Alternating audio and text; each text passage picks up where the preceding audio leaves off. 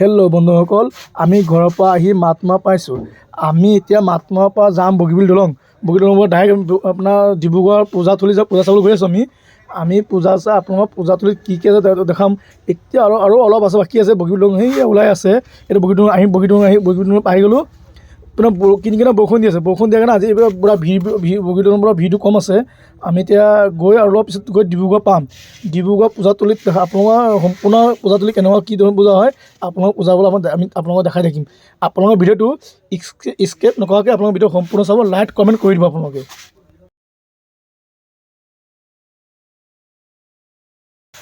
আমি ফাইনেলি ডিব্ৰুগড় পাই গ'লোঁ। এই পূজাথলী পাম, এই পূজা দেখা পাইছোঁ।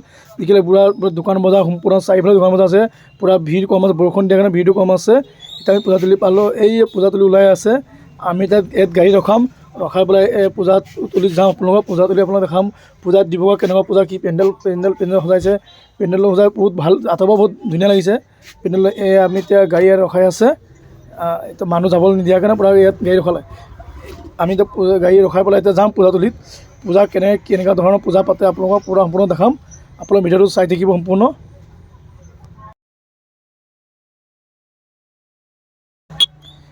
এয়া পূজা মণ্ডপৰ আপোনাৰ পূৰা গান বজান পূৰা লগাই আছে। আমি এতিয়া শুনা পাইছোঁ। আপোনালোকৰ ভিডিঅ' পূৰা মণ্ডপটো দিব। পূজা মণ্ডপটো ধুনীয়াকৈ সজায়।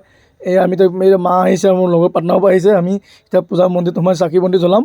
জ্বলাই সেৱা ল'ম। সেৱা আৰু আপোনালোকক মন্দিৰ দেখাই থাকিম। মন্দিৰবোৰ আপোনালোক চাই থাকিব। ডিব্ৰুগড় কেনেকুৱা ধৰণৰ পূজা হয়। ইয়াত পূৰা মন্দিৰত পূৰা ভিৰ লাগি আছে। আপোনালোকে দেখা পাইছে পূৰা ডিব্ৰুগড় মেইন টাউনত এখন পূজা পেণ্ডেলটো বহুত ধুনীয়া লাগিছে। আপোনালোকে আমি চাই ভাল লাগিছে। পূৰা আপোনাৰ চাই থাকিব ভিডিঅ'ত। পূৰা ইয়াত নাচ গানটো পূৰা বজাই আছে। এইটো ডিব্ৰুগড় অঞ্চলৰ মানুহে আপোনাৰ গান চান গাই পূজা কৰে, গান চান গোৱা আৰু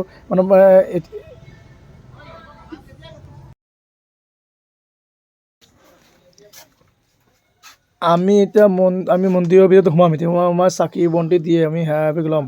সেৱা লোৱাৰ পিছত আমি আৰু আপোনালোকক দুচৰা মন্দিৰ আপোনালোকক দেখাবলৈ আমি চেষ্টা কৰিম।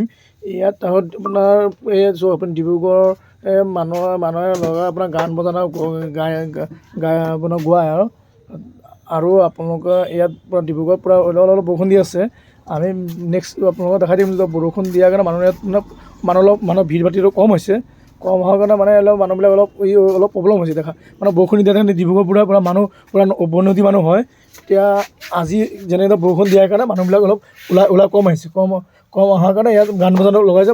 তাতকৈ মানুহবিলাক থাকিব পাৰে কাৰণে আপোনাৰ গান বজান দিয়া হৈছে।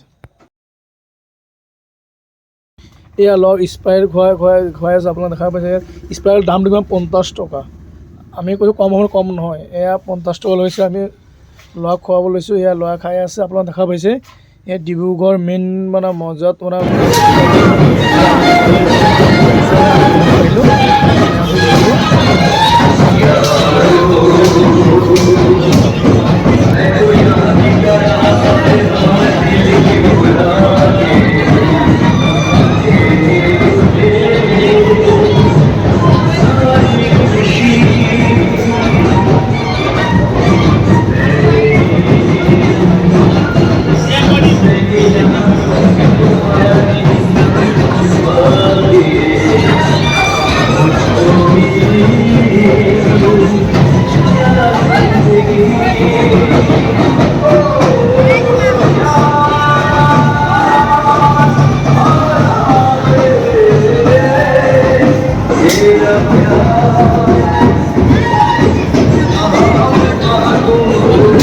আছে সুমন আছে।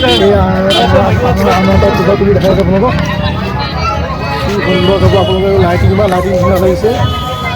ইমান ধুনীয়া লাইটিং ইয়াত ইমান আহিবলৈ ইমান ভাল লাগিছে। ডিব্ৰুগড় আমি প্ৰথম আহিছোঁ ডিব্ৰুগড়লৈ। আপোনালোক চাই আছে চাৰিফালে লাইটিং আনন্দ পূজা তুলি।